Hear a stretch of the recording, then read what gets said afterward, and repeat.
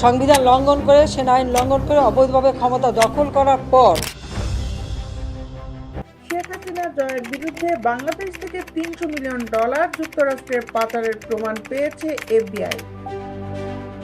ক্ষমতাচ্যুত প্রধানমন্ত্রী শেখ হাসিনা ও তার ছেলে সজীব ওয়াজেদ জয়ের বিরুদ্ধে গুরুতর আর্থিক অনিয়ম ও অর্থ পাচারের প্রমাণ পেয়েছে মার্কিন গোয়েন্দা সংস্থা এফবিআই। সংস্থাটির লন্ডন প্রতিনিধির মাধ্যমে বিষয়টি নিশ্চিত করা হয়েছে। উল্লেখ করা হয়েছে যে ইউএস ডিপার্টমেন্ট অব জাস্টিসের বর্ষিয়ান আইনজীবী লিন্ডা স্যামুয়েলস বিশেষ এজেন্ট লাপিরিভোটের সাথে যোগাযোগ করেন এবং দেখেন যে $300 মিলিয়ন বাংলাদেশ থেকে মার্কিন যুক্তরাষ্ট্রের বিভিন্ন ব্যাংক অ্যাকাউন্টে পাঠানো হয়েছে। 9 সেপ্টেম্বর যুক্তরাষ্ট্রের ফেডারেল ব্যুরো অব ইনভেস্টিগেশনের প্রতিনিধি দল বাংলাদেশের দুর্নীতি দমন কমিশনের পরিচালক এবং অন্যান্য সংশ্লিষ্ট কর্মকর্তাদের সাথে দেখা করেন।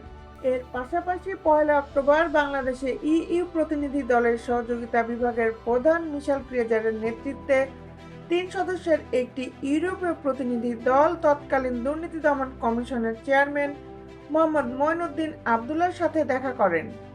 বাংলাদেশের দুর্নীতি দমন কমিশন ক্ষমতাচ্যুত প্রধানমন্ত্রী শেখ হাসিনা ও তার ছেলে সজীব ওয়াজেদ জয়ের বিরুদ্ধে মার্কিন যুক্তরাষ্ট্রে $300 মিলিয়ন পাচারের অভিযোগের তদন্ত শুরু হয়েছে।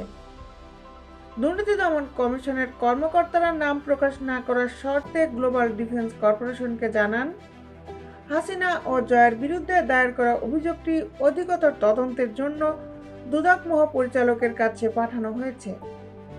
17 ডিসেম্বর দুদক মহাপরিচালক মোহাম্মদ আক্তার হোসেন জানান, হাসিনা, সজীব ওয়াজেদ জয়, হাসিনার বোন শেখ রেহানা, রেহানার মেয়ে তথা ব্রিটিশ এমপি টিউলিপ সিদ্দিক ও অন্যান্যরা 9টি উন্নয়ন প্রকল্প থেকে অনিয়ম ও দুর্নীতির মাধ্যমে $7 বিলিয়ন আত্মসাৎ করেছেন বলে অভিযোগ।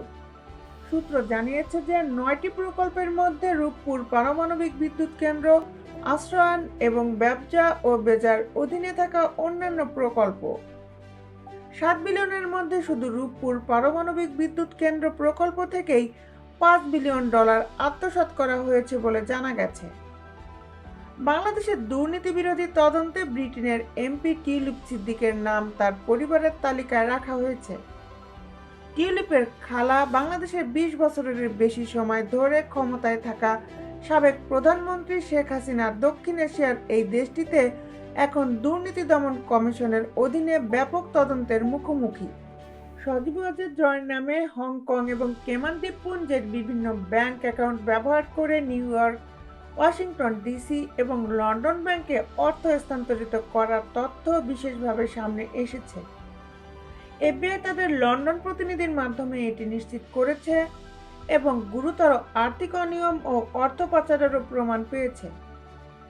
বিচার বিভাগের একজন সিনিয়র ট্রায়াল অ্যাটর্নি এবং একজন বিশেষ এজেন্ট নিশ্চিত করেছেন যে কেমন দ্বীপ এবং হংকংয়ের শেল কোম্পানির মাধ্যমে বাংলাদেশ থেকে $300 মিলিয়ন মার্কিন যুক্তরাষ্ট্রের বিভিন্ন ব্যাংকে জমা করা হয়েছে। বাংলাদেশের অর্থনীতি সম্পর্কে সম্প্রতি প্রকাশিত শ্বেতপত্র অনুসারে কর্তৃত্ববাদী আওয়ামী লীগ শাসনের অধীনে অবৈধ তহবিল প্রবাহের কারণে 2009 থেকে 2023 সালের মধ্যে বাংলাদেশ বার্ষিক $16 বিলিয়ন লোকসান করেছে। দেশ বিদেশের আপডেট নিউজ পেতে আমাদের সাথেই থাকুন। Justice television, Dhaka.